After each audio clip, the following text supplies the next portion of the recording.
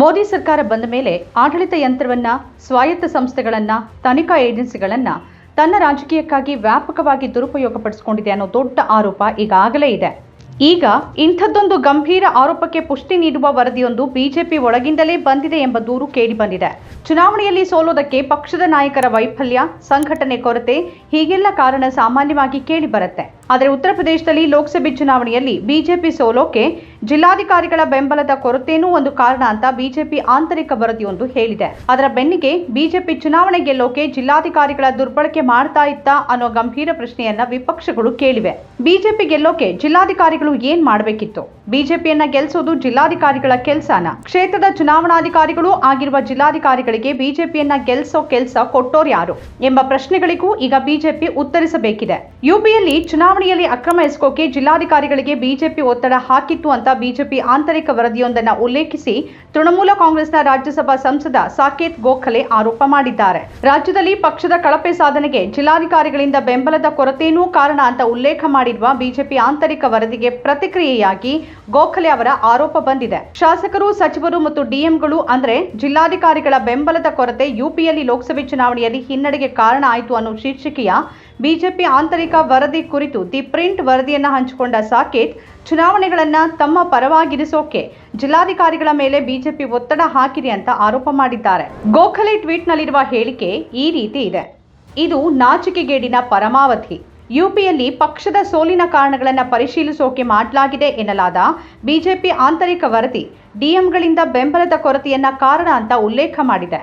ಮೋದಿಯವರು ನೇಮಿಸಿದ ಚುನಾವಣಾ ಆಯೋಗದ ನೋಟಾದಲ್ಲೇ ತಮ್ಮ ಪರವಾಗಿ ಚುನಾವಣೆಗಳನ್ನು ರಿಗ್ ಮಾಡೋಕೆ ಚುನಾವಣಾಧಿಕಾರಿಗಳು ಆದ ಡಿಎಂಗಳಿಗೆ ಬಿಜೆಪಿ ಒತ್ತಡ ಹಾಕಿತ್ತು ಅನ್ನೋದು ಇದರಿಂದ ಸ್ಪಷ್ಟವಾಗುತ್ತೆ. ಮತ್ತೀಗ ಚುನಾವಣಾ ಸಮಯದಲ್ಲಿ ಬಿಜೆಪಿಗೆ ಸಹಾಯ ಮಾಡದ ಹಲವಾರು ಡಿಎಂಗಳನ್ನ ವರ್ಗಾವಣೆ ಮಾಡಲಾಗಿದೆ. ಬಿಜೆಪಿ ಈ ರೀತಿ ಜಿಲ್ಲಾಧಿಕಾರಿಗಳ ಮೇಲೆ ಒತ್ತಡ ಹೇರುವ ಮಟ್ಟಕ್ಕೆ ಹೋಗಬಹುದಾದ್ರೆ ಅಧಿಕಾರಕ್ಕಾಗಿ ಏನು ಬೇಕಾದರೂ ಮಾಡುವ ಕ್ರಿಮಿನಲ್ಗಳ ಗ್ಯಾಂಗ್ ಬಿಜೆಪಿ ಅನ್ನೋದು ಸ್ಪಷ್ಟ. ಚುನಾವಣಾ ಸಮಯದಲ್ಲಿ ಸರ್ಕಾರಿ ಯಂತ್ರದ ಮೇಲೆ ಒತ್ತಡ ಹಾಕೋಕೆ ಬಹಿರಂಗವಾಗಿ ಪ್ರಯತ್ನ ಮಾಡಿದ್ರು ಮೋದಿ ಮತ್ತು ಬಿಜೆಪಿ ಬಹುಮತವನ್ನ ಪಡೆಯುವುದರಲ್ಲಿ ವಿಫಲವಾಗಿದೆ ಅಂತ ಕಟುವಾಗಿ ಹೇಳಿದ್ದಾರೆ ಸಾಕೇತ್ ಗೋಖಲೆ. 40 ಮುಖಂಡರ ತಂಡ ಸಿದ್ಧಪಡಿಸಿದ ಬಿಜೆಪಿ ಕಾರ್ಯಪಡೆ ವರದಿಯಲ್ಲಿ ಬಿಜೆಪಿ ಶಾಸಕರು ಮತ್ತು ಸಚಿವರ ತದ್ವಿರುದ್ಧ ನಡೆ, ಸರ್ಕಾರ ಮತ್ತು ಪಕ್ಷದ ನಡುವೆ ಹೊಂದಾಣಿಕೆ ಕೊರತೆ, ರಾಜ್ಯ ಸರ್ಕಾರದ ಅಧಿಕಾರಿಗಳ ಅಸಹಕಾರ, ಬಿಜೆಪಿ ಅಭ್ಯರ್ಥಿಗಳು ಮತ್ತು ಮತದಾರರ ನಡುವಿನ ಸಂಪರ್ಕ ಕಡಿತವನ್ನ ಕಾರಣಗಳು ಅಂತ ಎತ್ತಿ ತೋರಿಸಿದೆ.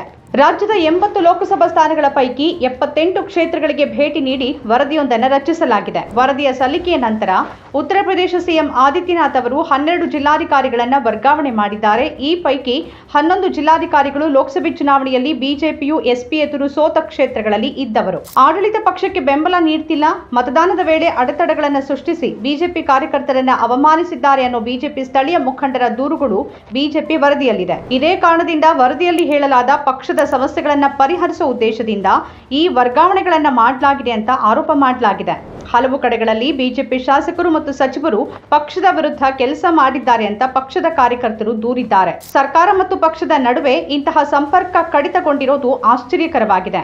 ಮಂತ್ರಿಗಳು ಅಭ್ಯರ್ಥಿಗಳನ್ನ ದುರ್ಬಲಗೊಳಿಸಿದ್ದಾರೆ. ಹಲವಾರು ಸ್ಥಳಗಳಲ್ಲಿ ಅಧಿಕಾರಶಾಹಿಯ ಉದಾಸೀನ ಧೋರಣೆಯನ್ನ ಲಘುವಾಗಿ ಪರಿಗಣಿಸಲಾಗುವುದಿಲ್ಲ ಅಂತ ವರದಿ ತಯಾರಿಕೆಯಲ್ಲಿ ಭಾಗಿಯಾಗಿರುವ ಬಿಜೆಪಿಯ ಹಿರಿಯ ನಾಯಕರೊಬ್ಬರು ಹೇಳಿದ್ದಾರೆ. 2024ರ ಲೋಕಸಭೆ ಚುನಾವಣೆಯಲ್ಲಿ ಯುಪಿಯಲ್ಲಿ ಬಿಜೆಪಿಯ ಸೀಟುಗಳು 2019ರ 62ರಿಂದ 33ಕ್ಕೆ ಕುಸಿದಿದೆ. ಅಷ್ಟು ಮಾತ್ರವಲ್ಲದೆ ಬಿಜೆಪಿ ವೋಟ್ ಶೇರ್ ಕೂಡ 7% ಇಳಿಕೆಯಾಗಿದೆ. ಅಯೋಧ್ಯೆ ಇರುವ ಫೈಜಾಬಾದ್ನಲ್ಲೇ ಬಿಜೆಪಿ ಸೋತಿದೆ. ಬಿಜೆಪಿ ಸೋತಿದ್ದಕ್ಕೆ ಯುಪಿಯಲ್ಲಿ ಯಾವುದೇ ಸಚಿವರ ತಲೆದಂಡ ಆಗಿಲ್ಲ. ಆದರೆ 11 ಡಿಸಿಗಳು ಎತ್ತಂಗಡಿಯಾಗಿದ್ದಾರೆ. ಇದೇನನ್ನ ಸೂಚಿಸುತ್ತೆ? ನರೇಂದ್ರ ಮೋದಿ, ಅಮಿತ್ ಶಾ, ಆದಿತ್ಯನಾಥ್ ಇದಕ್ಕೆ ಉತ್ತರ ಕೊಡ್ತಾರಾ?